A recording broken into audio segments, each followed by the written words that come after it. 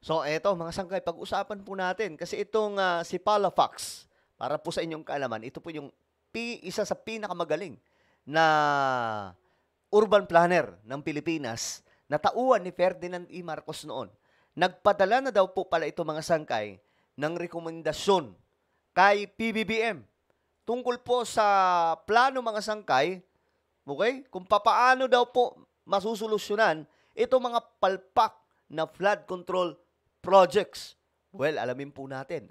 Siya na nga ba ang susunod na DPWH Secretary? Nako, pag-usapan po natin yan.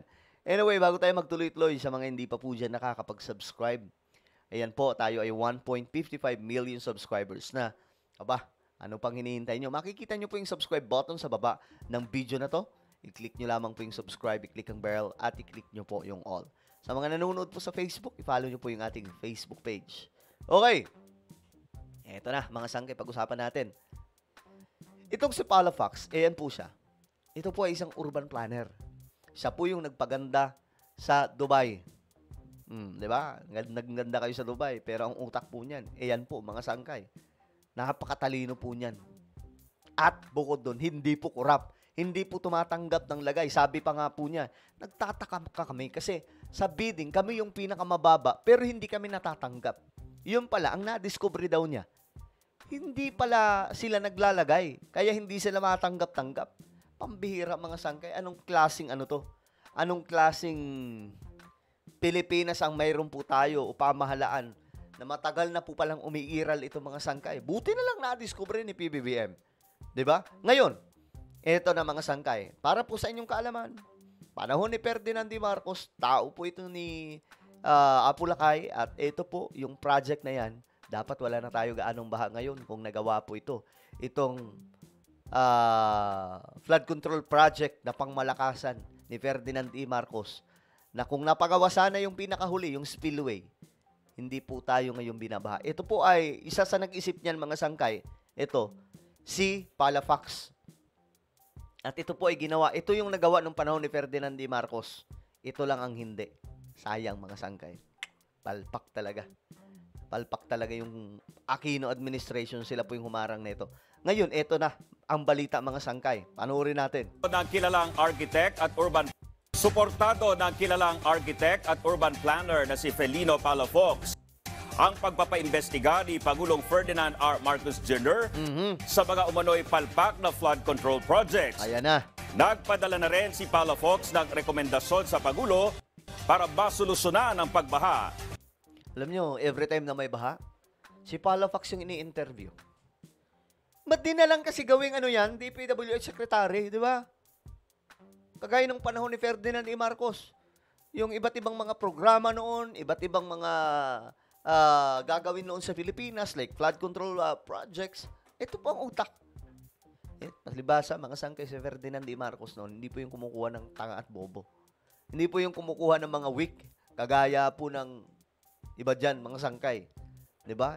Yung ibang mga namumuno dyan, halimbawa, yung DPWH Secretary, kamusta? Diyos mio Marimar. Yan ang ulat ni Noel Talakay. Matagal ng problema ang baha sa bansa, lalo na sa Metro Manila. Ito ang sinabi ni Felino Palafox, kilalang architect at urban planner ng bansa. Pero muling nakakita si Palafox ng pag-asa sa problema ng batikusin ni Pangulong Ferdinand R. Marcos Jr. ang flood control project ng bansa noong ika-4 na sona nito. Oh, diba? Ngayon, mga sangkay, kasi hindi po pinapansin itong si Palafox eh. No? Marami na pong administrasyon ang dumaan. Kahit nga panahon po ni PRRD, mga sangkay. Diba? Pero every time na bumabaha, siya ang tinatawag para tanungin ano ba nangyayari. Pero itong taong to pala, mga sangkay, matagal na rin pong gustong maging kabahagi ng gobyerno. Pero hindi po siya matanggap-tanggap. Ewan ko ba mga sangkay kung bakit ganun. Itong taong to, kung tutuusin, master po ito eh. 'Di ba? Ang bihira. Well, tingnan natin. Pero kailangan anya ng tulong ng Pangulo dito. After SONA, sana ma-pursue in the Niñas Kubot. Mhm. I think we should help the president. He cannot do it alone. Giit ni Palafox, magkakaroon lang ng epektibong solusyon laban sa baha at maipatutupad ng maayos ang flood control project kung mawawala ang korupsyon sa bawat ahensya ng pamahalaan. Exactly. Ngayon, ito yung ginagawa ni BBM. Kita nyo, may mga sinisibak na. Mamaya, pag-uusapan po natin. Yung isa po sa sinibak, na isa pong regional director po ata yun, na engineer. Well, tingnan natin mga sangkay. We'll support Mr. President Bongbong, your clarion call against corruption, especially in flood control projects. And we support you there. We'll help you become a better president for the next 1,000 days. Hindi anya ito imposible dahil batay sa kanyang karanasan, mayroon ilang mga ahensya ng pamahalaan at LGU na walang korupsyon. Agency na walang corruption, Department of Transportation. Yeah. Tapos yung mga Locos Norte, Locos Sur, within at Bulacan, Batangas City, Pampanga, Metro Davao. Mga projects namin doon, no corruption. Clark Development Corporation, no red tape, no corruption.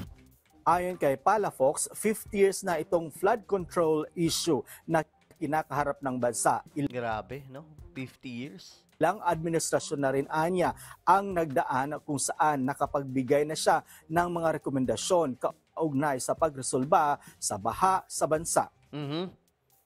Grabe. Parang lahat na po atang nagbigay po talaga ng recommendation eh. Pero mukhang mapapansin siya ngayon ni PBBM. Imposibleng hindi. Kasi tauhan to ng tatay niya eh. At saka kilala niya si Palafox na isang magaling na architect. Biruin nyo maliban. Huwag na nating isipin na tauhan to ni Ferdinand E. Marcos kasama sa gumuhit ng blueprint pagdating po sa flood control ni Ferdinand E. Marcos noon. Isipin na lamang po natin, itong taong to ang nakapagpaganda sa Dubai. Imagine mga sangkay, papaano nyo po nagawa na pagandahin ang Dubai na nasa gitna naman po yun ng desyerto. Diba? So talagang magaling. So sana Mr. President, no, gawin nyo po itong DPWH Secretary. Nang sa ganun, lahat ng mga proyekto, tulay, kakalsadahan, mga flood control, maipagawa ng maayos mga sangkay na wala pong korupsyon. Malaki ang matitipid mga sangkay ng bansa natin. Kapag wala pong korupsyon, malaki ang matitipid. Lahat ng rekomendasyon ko, the last one, 150 recommendations. The first one in November 2022 was 145 recommendations. Panahon ni President Gloria, 60 recommendations. Grabe. Halos lahat ng presidente. Pambihira. So iba-ibang administrasyon. Nagpadala na ng sulat at rekomendasyon si Palafox sa opisina ni Pangulong Ferdinand R. Marcos Jr. at umaasa itong makakakuha ito ng positibong tugon. I'm cautiously hopeful.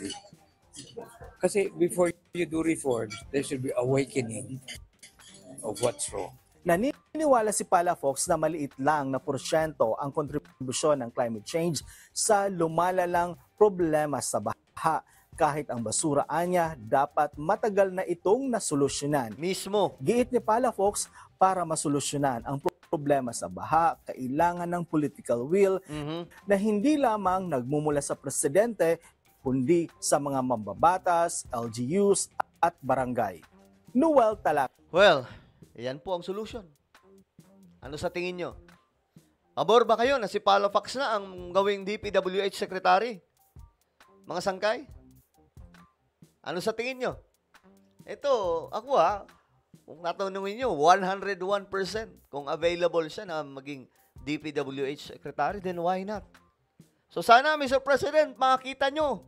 2 weeks na ago na to eh. Sana nakita nyo na yung rekomendasyon ni Palafox. Kilala nyo yan. Matalino po yan. Kagaya rin po ninyo. Well, ano po ang inyong opinion? Ano ba? Gusto nyo rin ba maging DPWH Secretary si Architect Felino or June Palafox? Comment down below. Meron po tayong YouTube channel, Sangga Revelation. Hanapin nyo po ito ngayon sa YouTube. Kapag nakita nyo na, i-click nyo po yung subscribe, i-click ang bell, at i-click nyo po yung all. Ako na po ay magpapaalam. Mag-iingat pong lahat. God bless everyone.